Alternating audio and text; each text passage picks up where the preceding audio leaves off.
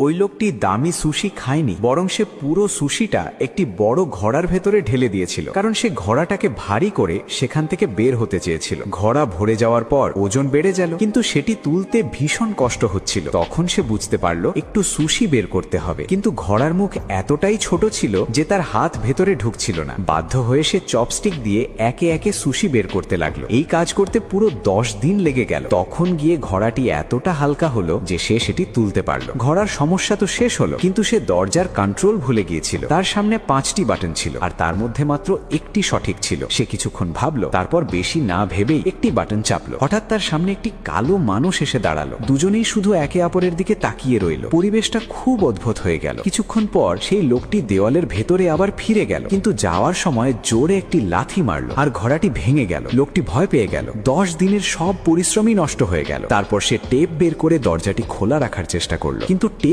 ছিঁড়ে গেল এবং দরজাটি আবার বন্ধ হয়ে গেল। এখন সে বুঝে গেল যে অন্য কোনো উপায় ভাবতে হবে। সে আরেকটি বাটন চাপলো, আর এবার বাতাসে একটি দড়ি দেখা গেল, কিন্তু 5 সেকেন্ড পর দড়িটি গায়েব হয়ে গেল। একটু চিন্তা করার পর তার মাথায় একটি উপায় এলো। সে দড়িটি ধরে দোল খেতে খেতে দরজার কাছে পৌঁছাতে পারবে। সে দড়ি ধরলো, বাটন চাপলো এবং দোল খেতে খেতে দরজার দিকে গেল। এবার সে পৌঁছে গেল, কিন্তু সামনে আরেকটি বন্ধ দরজা ছিল। এই দরজার জন্য একটি চাবি দরকার ছিল। ফিরে আসার সময় দরজাটি তার